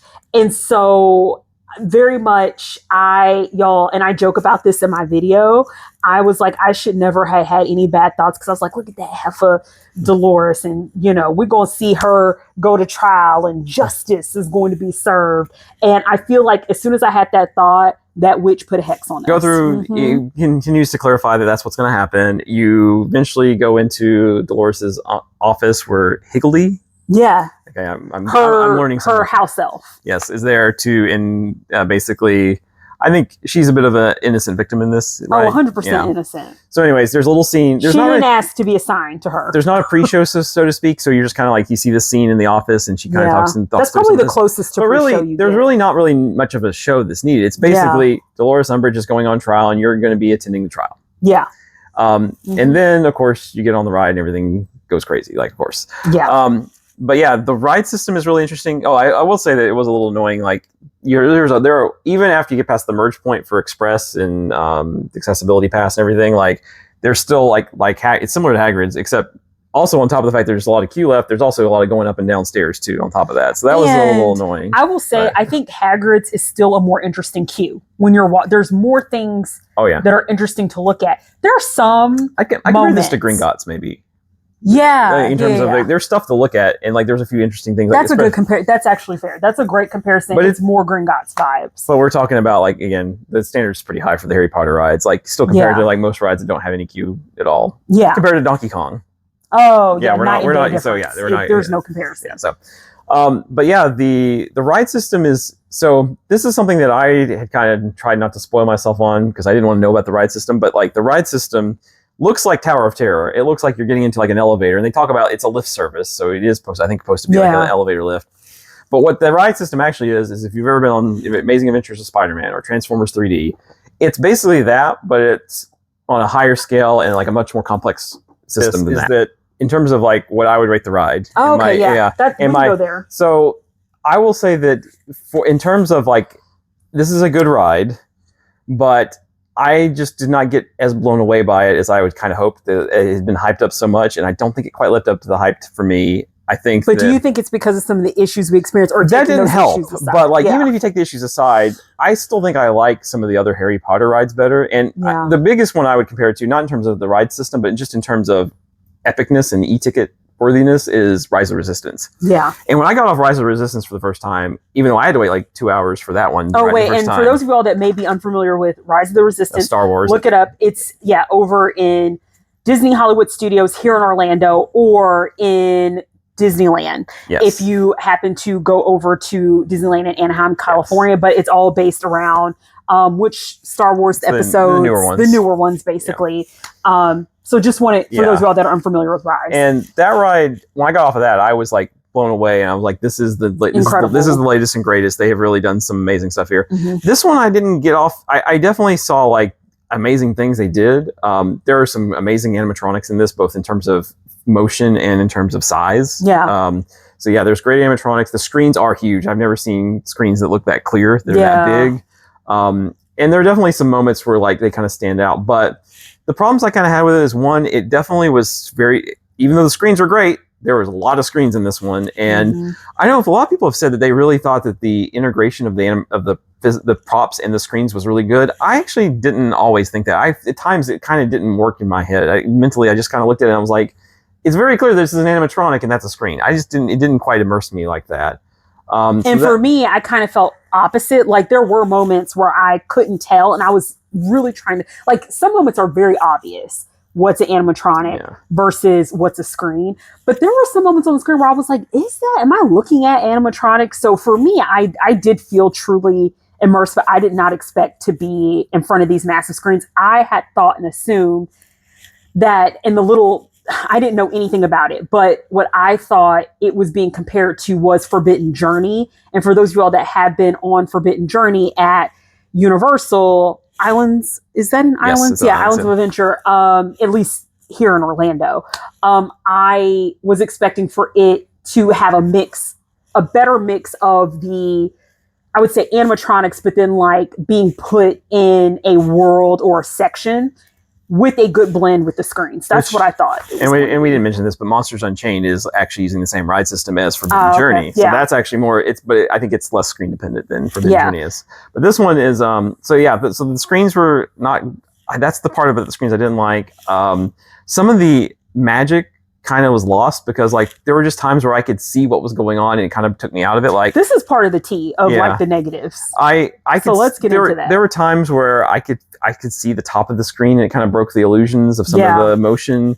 And there were there's And one. we were seated on the front. That is by one the thing. way. We were sitting on the front and on the very left. So I don't know if maybe a different seat would have not Like have you're that sitting problem, in the back row, or if you're sitting in the center. I don't know if that would have been better. But like for me, I was just like I can see like the top of the screen here. And then like there was one scene where some animatronics are like hanging from the ceiling or from the top from somewhere above, and like.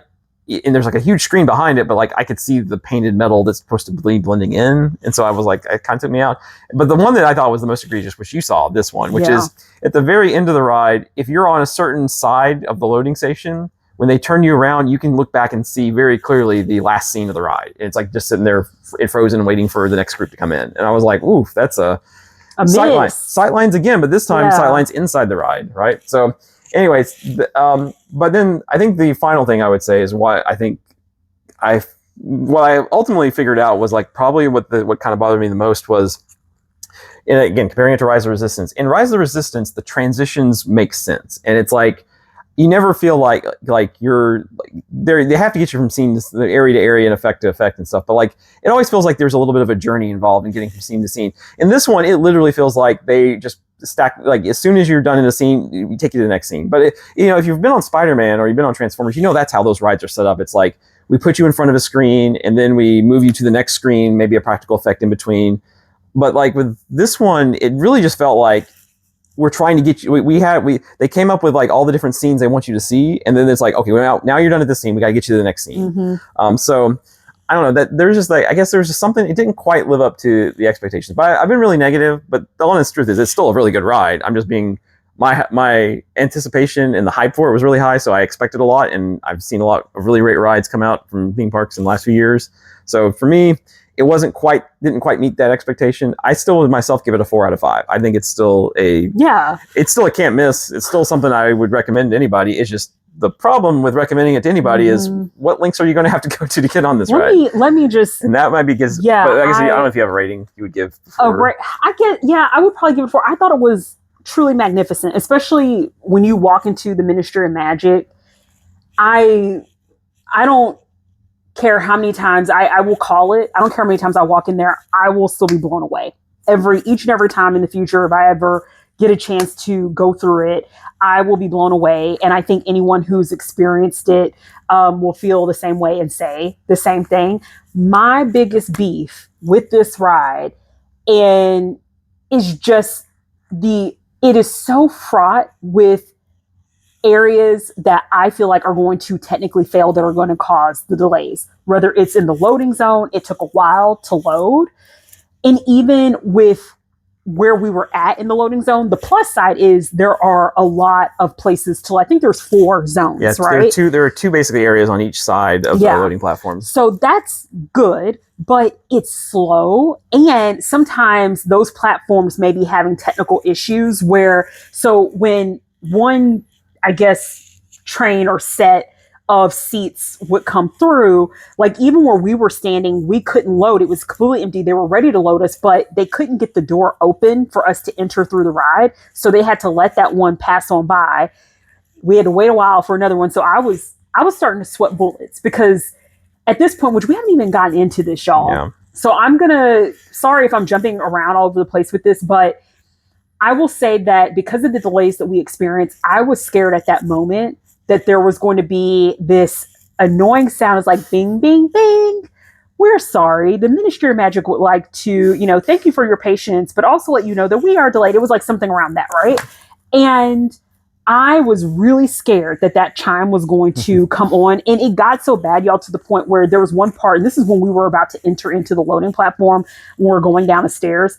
They were calling up for a single rider. So we're all like, single rider, single rider. And there was a woman that was like, I'm a single rider. We all started cheering.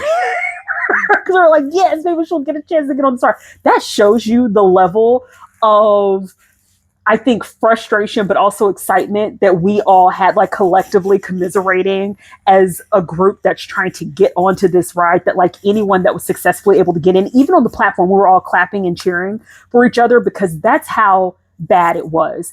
We experienced so many delays. So, and I think I will caveat everything with, this is the one thing they did say when you buy your ticket to the pass holder preview, is that this is also a technical rehearsal. Mm-hmm. things may not work. And that is, we understood that going in, that yes, okay, things may not work. I didn't think it was going to work that bad, y'all. Well, I'm going to be real. And I'll talk about and this is why though we and we'll talk about how we resolve that. But like, here's what. So the main thing is that, so I mentioned earlier, we got the 11:30 virtual queue. We strut right in, no line, great. We get in, and so we get to the actual line part I mentioned. And we're in there for about maybe 10 minutes, 15 minutes or so, and things are going great. And then all of a sudden, right before we get to the merge point where Express comes in, if they had Express, we get delayed. And we're like, okay, well, you know what? Let's stay here, because between the virtual queue system, between how finicky this ride has been, it's actually not run that much. During the team member previews, it didn't run much at all. And then it apparently on the first day of annual pass holder previews, it ran pretty well, no big issues. But it came on and they said there was going to be a delay. And it's like, okay. But we decided just to wait it out, because we're like, we don't know, like this is one of the more important rides to do here. We don't know if this, like, how long it's going to be down. We don't know what the rest of the day is going to be like. We don't know if we're going to get a virtual queue slot for later. Let's just stick it out.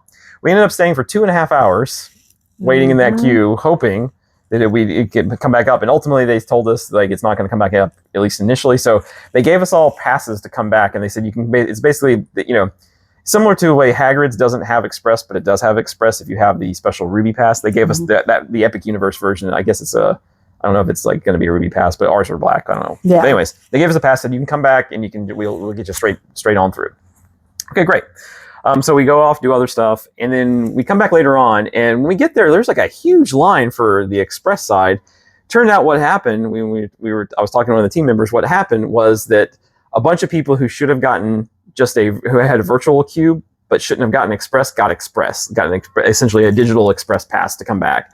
And so there was a huge cluster. It took us when we came back to try the ride the second time, it took us 30 minutes just to get back into through the portals.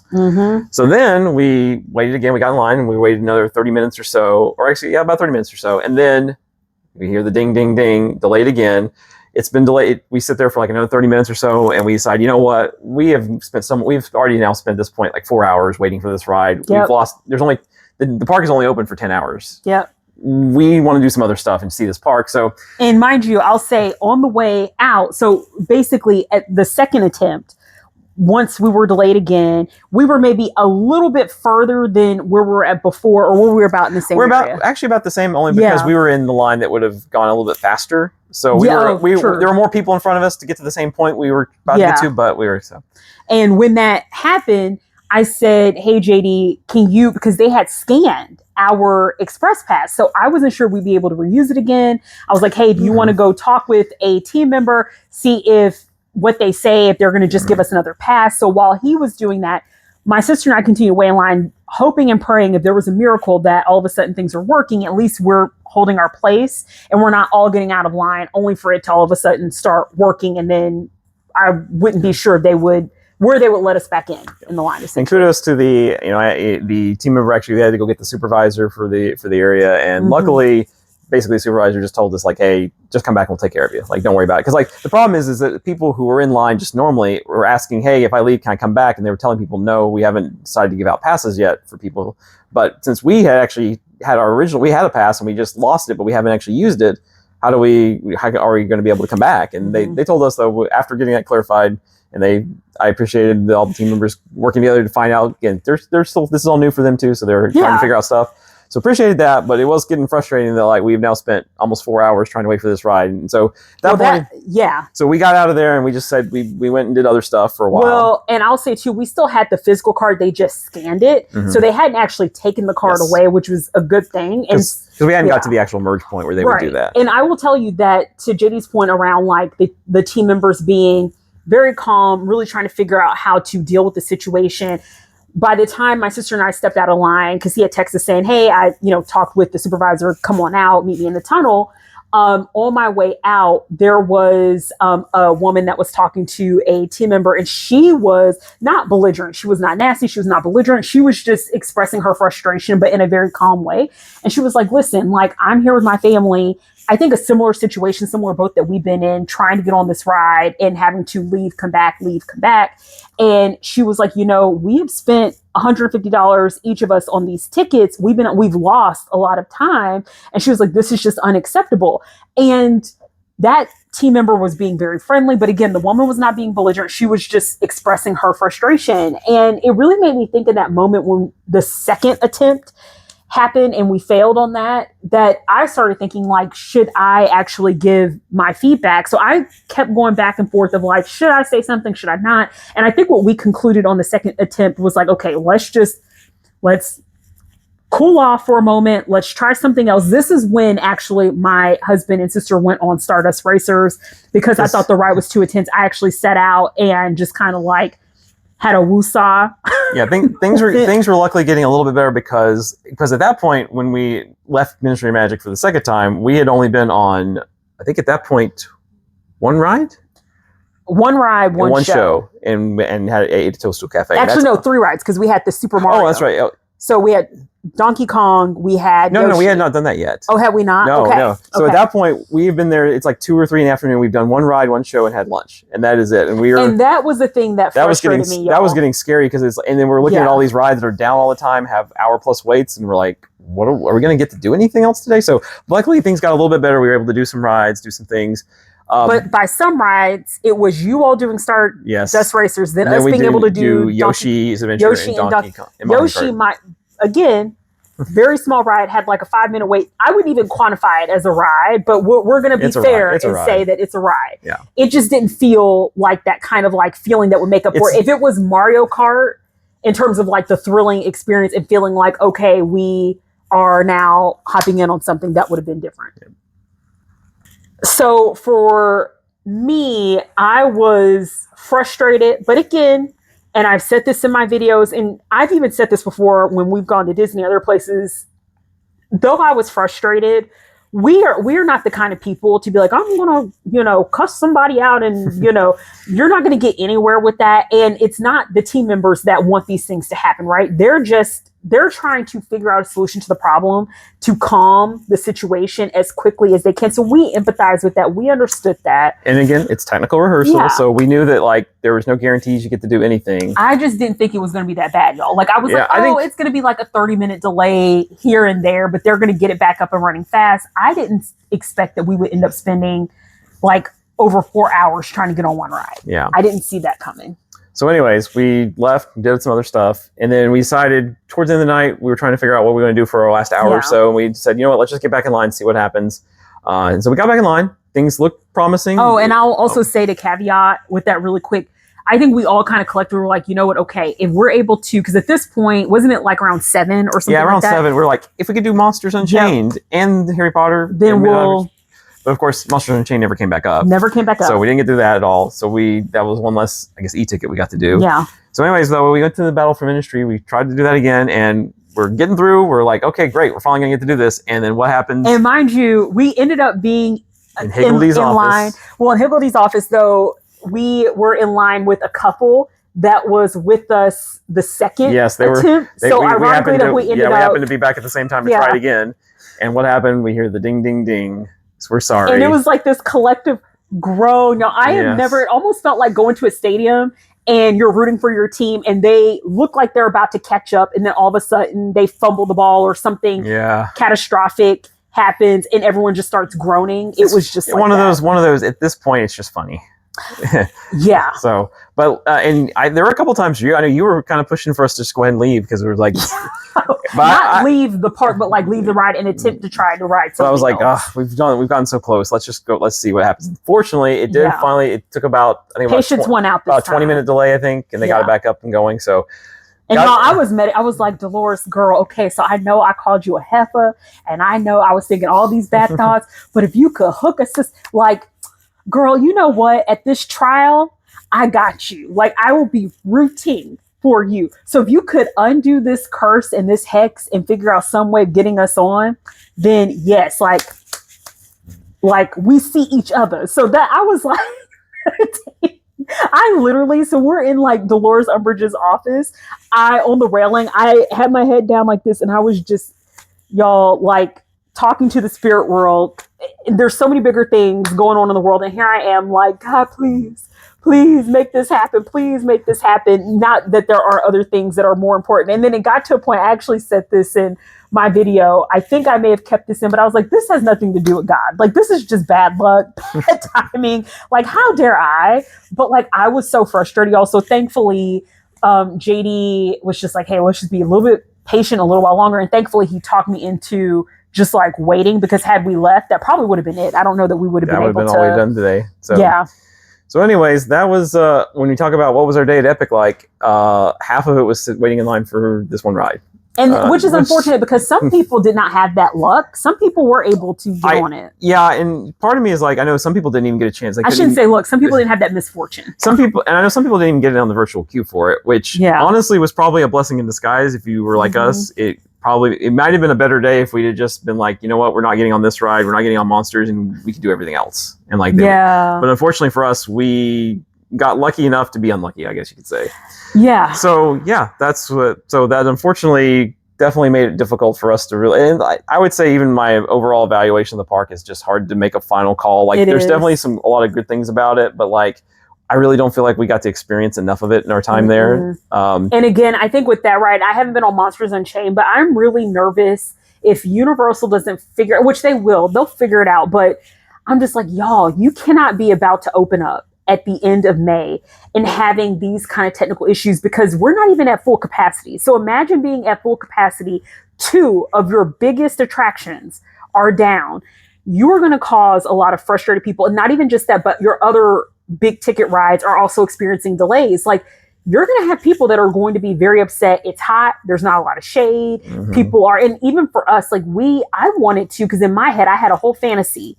I thought, oh, we'll get on some rides. I'll try some food. I'll find this magical Java, and I'll be able to tell people about my coffee experience and try some good eats. It wasn't even like that. Like, we even wanted to try the butterbeer crepes. Is like something that JD had actually heard about that was good. And I, in my head, had this vision for the day that didn't map out. And it would have been okay with me had it not gone according to plan, because again, I didn't know what to expect, right? But to me, kind of like the woman who was talking with the team member that said this is unacceptable. Y'all, this is my personal opinion. I just felt like it was unacceptable because, listen, like, we both feel very lucky and blessed that we're able to afford to go over to Epic Universe and take the time out to go.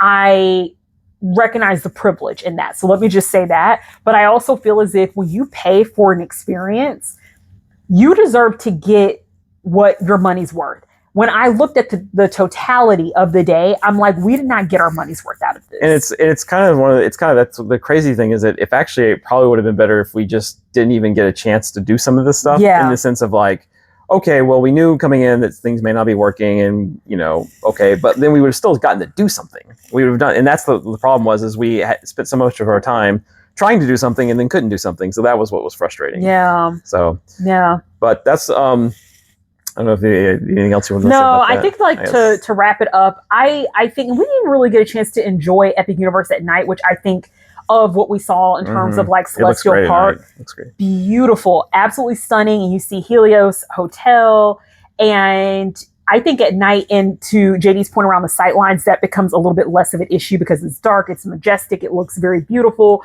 I would have loved to have spent more time enjoying the evening and just doing a whole like walkabout, but literally by the time we got through the battle at the ministry, left that, it was 9:00. The park was closed, but they were allowing people to go into some of the gift shops.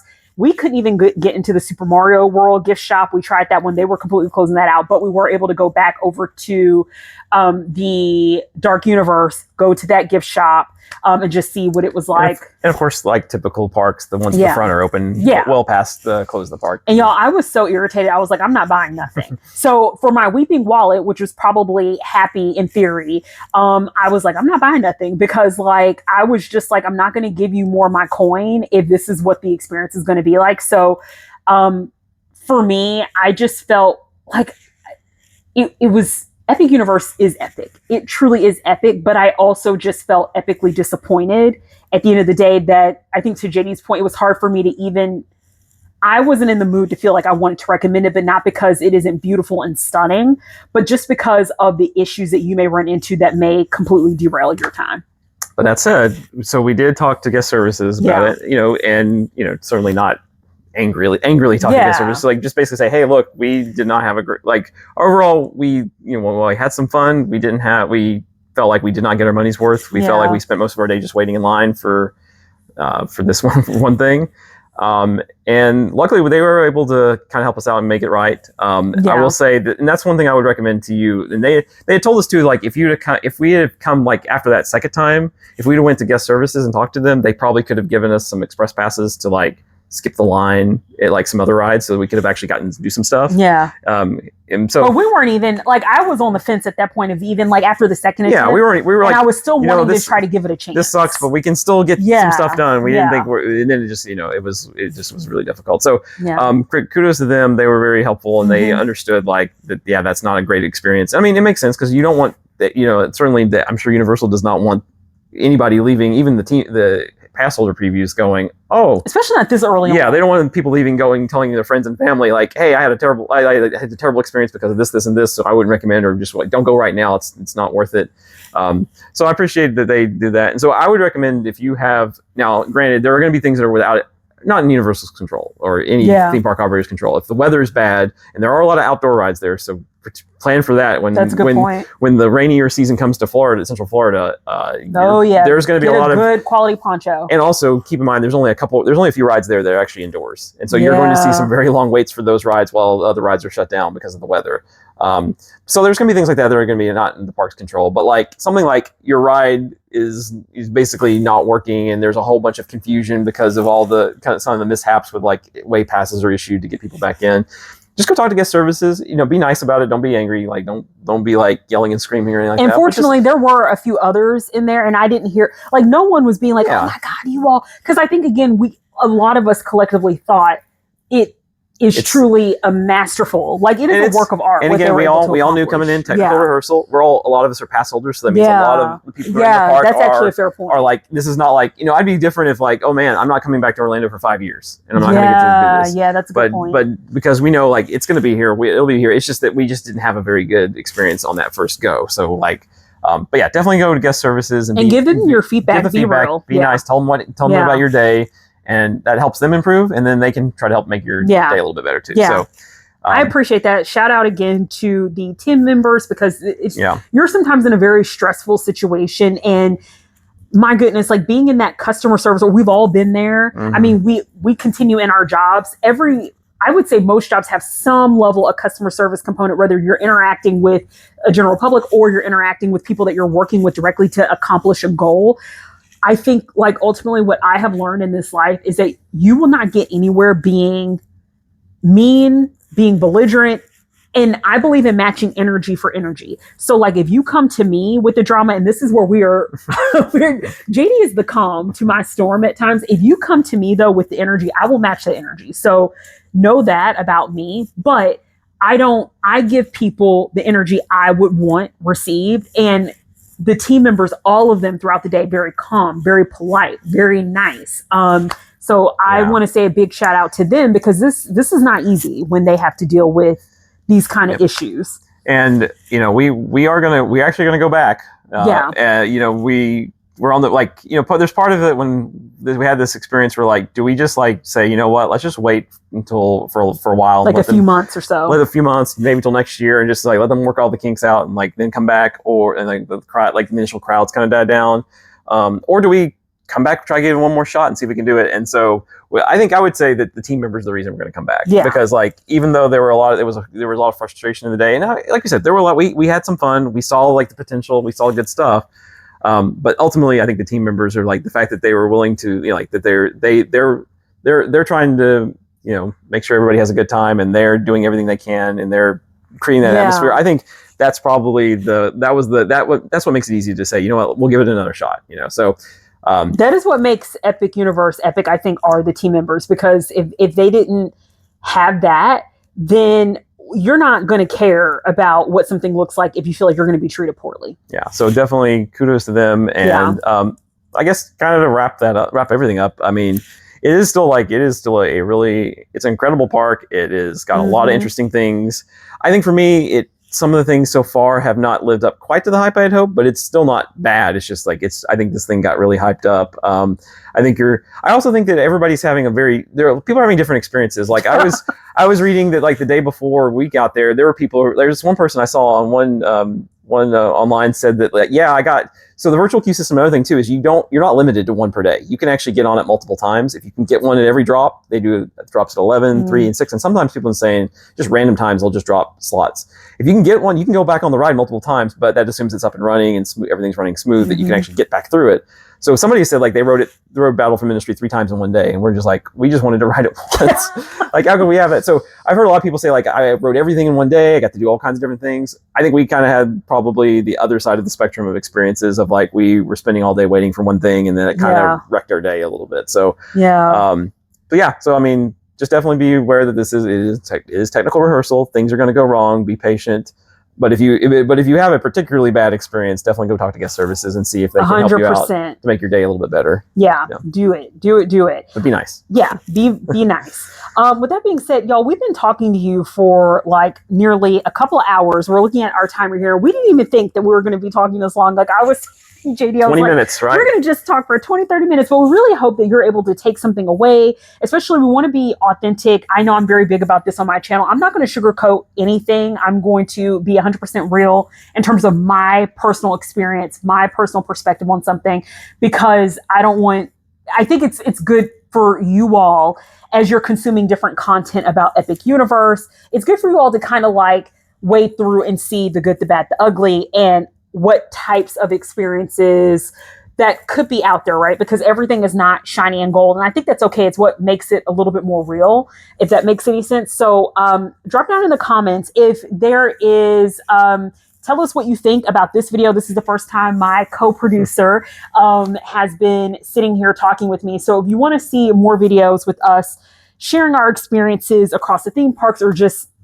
anything in Orlando, even our experience living here in Florida, let us know. Drop down in the comments. Don't forget to like, subscribe, and share. And also, too, if you're going to Epic Universe during these, especially during these pass holder previews, and you have questions, drop those in the comments too. Because one of the things that was really tough for me when I was trying to figure out, I was just scouring the internet trying to see if anybody who had been in the parks, we had questions. Like one question I had was the table service restaurants. Do you have to get a reservation right now? Because normally you're going to need reservations when the park actually opens. But like during previews, or it turned out one of them's not even open, but the other one is actually you can just walk up. It's a walk up. So like it was question, and like the virtual queue thing. Like, do I have to do weird stuff with my passes and accounts to get everything together, or can I just like do it and it'll just work fine? And like one thing I didn't do, I meant to like take a recording of doing the virtual queue so we could show you that, so you could see like where you go in the app to do all that stuff. So, but if you have any questions about that stuff, drop it down in the comments, because we went through the experience, and so we sure did. We may not know everything about Epic Universe, but we at least know some stuff that you may not know if you unless you just have to search the internet. And this man here knows a lot. To give him kudos, he knows a ton. So for sure, I love the engagement. So please, like, let us know your thoughts. Send us your questions. If you happen to see us out and about, because oftentimes I'm sitting here talking to a camera and my co-producer is co-producing and being there as a support system for me. So if you ever see us out in the parks, don't be afraid to even come up and say hello. I thought it was funny because during our time, we actually saw quite a lot of theme park influencers, which also shook me a little bit because I wasn't going in there expecting to see anyone. I did not talk to anyone because I am an awkward individual and I don't even know what to say. And people are people, right? I don't want to get in anyone's way, but I say all that. This is me being awkward. If you ever see me, listen, I am so grateful. Right now, my channel, I have had it up and running for about, I think maybe close to 6 months now. I am so grateful to all my over 5,000 subscribers. So thank you so much for taking time, because you don't have to subscribe. You don't have to watch my content. So thank you so much for being a supporter. Join Heffa Nation. Continue to come along with me. I try to stay well caffeinated on my journey. So feel free, again, like, subscribe, share, join Heffa Nation, join me in my antics and the craziness that goes on across my various journeys here in Orlando and in other spots. Any last words? Do what she says. All right, everyone. We'll see you later. All right. Bye. Bye, everybody.